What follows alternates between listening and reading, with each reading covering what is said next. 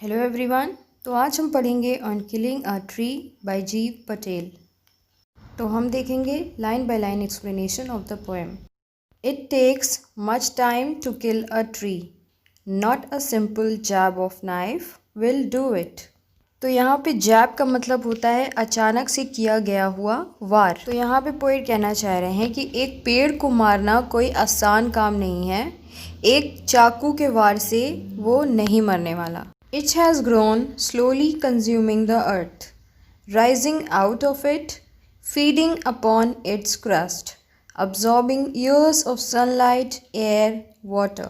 Poet यहाँ पे कह रहे हैं कि पेड़ बहुत धीमे धीमे उगता है, अपना टाइम लेके वो बड़ा होता है, सॉइल से वो अपना न्यूट्रिशन लेता है, साथ में सनलाइट, वाटर और एयर भी वो लेता है और तब जाके वो ग्रो करता है एक स्ट्रॉन्ग ट्री में। And out of its leprous hide sprouting leaves.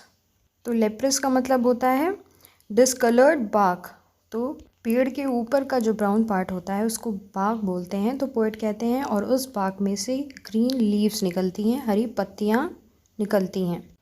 So hack and chop but this alone won't do it. तो यहाँ पे हैक का मतलब होता है टू कट समथिंग रफली। तो यहाँ पे पोएट कहना चाह रहे हैं कि तुम काटो, पर सिर्फ इससे कुछ फ़र्क नहीं पड़ेगा, इससे ज़्यादा दर्द नहीं पहुंचा पाओगे तुम पेड़ को। The bleeding bark will heal and from close to the ground will rise curled green twigs. कि तुम जहाँ से काटोगे, जो बार्क का जो पार्ट तुम काटोगे वो हील हो जाएगा और फिर वहाँ से नई पत्तियाँ निकलने लगेंगी, नई शाखाएँ निकलने लगेंगी।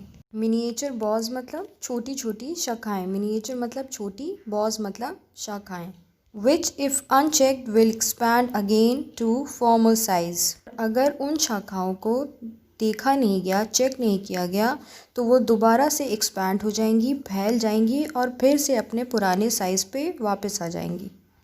No, the root is to be pulled out of the anchoring earth. Poet यहाँ पे कहना चाह रहे हैं कि अगर तुम्हें पेड़ को सच में ख़त्म करना है तो उसकी जड़ को निकालना पड़ेगा, तो धरती के नीचे तक समाई हुई हैं।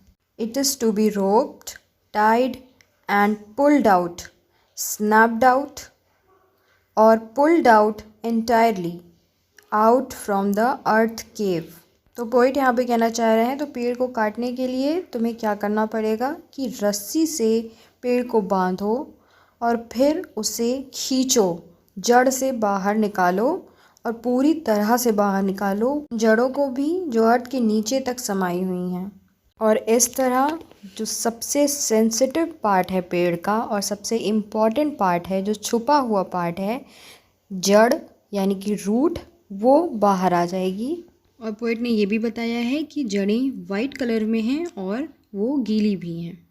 Then the matter of scorching and choking in the sun and air, browning, hardening, twisting, withering, and then it is done.